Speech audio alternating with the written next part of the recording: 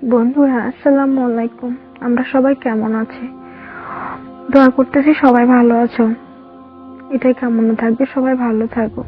আজকে যে কথাটা নিয়ে আসছি আমি তোমাদের মাঝে, জানি এখন রাত, কিন্তু আমার অন্ধকারটা দেখে খুবই ভয় লাগে। এরকম অন্ধকারের মাঝে আমি তো ডুবে যাব, আমাকে একা কবরে রেখে দেওয়া হবে। কবরের অন্ধকার ঘরে আমি কিভাবে থাকবো? ওই ভয়টা আমার কাছে খুবই কষ্ট লাগে। তোমাদের কি সেই ভয়টা লাগে? যখন আমি আমার মায়ের কথা মনে পড়ে, যখন শুনি আমার আল্লাহ মায়ের থেকে 70 গুণ মায়া বেশি রাখেন, তাহলে বন্ধুরা, মাকে এত কষ্ট দেওয়ার পরেও মাকে মা বলে ডাক দিলে মা জবাব দিয়ে পারে না। তদ্রুপ আমার আল্লাহকে একবার ডাক দিয়ে দেখো, আমার আল্লাহ 1000 বার জবাব দেবে। আল্লাহ বলছেন, আমি পরম করুণাময়, আমি দয়াশীল।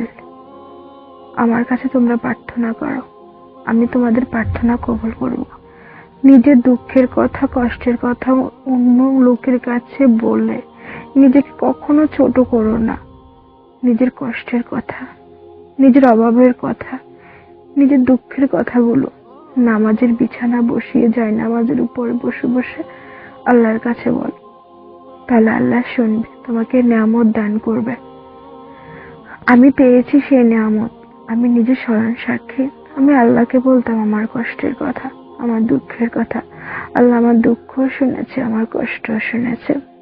বন্ধুরা, তোমরাও করো, 5 ওয়াক্ত নামাজ পড়ো, আল্লাহকে স্মরণ করো। আমরা কিসের মালিক জানো? 3.5 হাত জায়গার মালিক। আর নিজের শৈল অনুপাতে 5 কাপড় সাদা কাপড়ের মালিক। আর গোসল, আমাদেরকে বড়ই পাতার গরম জল দিয়ে গোসল করানো হবে। এটাই হচ্ছে আমাদের জীবন, আমাকে বিদায় দিতে হবে। তখন আমার ছেলে মেয়েরা বলবে, আমার আত্মীয় স্বজনেরা বলবে, সবাই বলবে দেরি হয়ে যাচ্ছে, তাড়াতাড়ি দাফন দাও। আল্লাহ বলে, তোকে আমি রাখবো কি?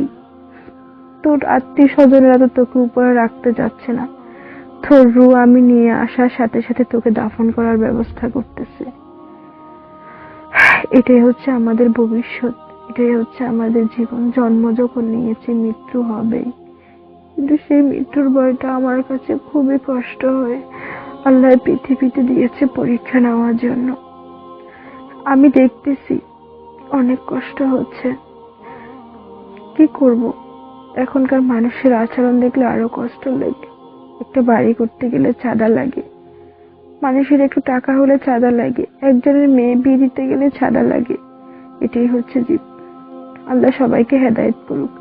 আসসালামু আলাইকুম রাহমাতুল্লাহি ওয়া বারাকাতুহু।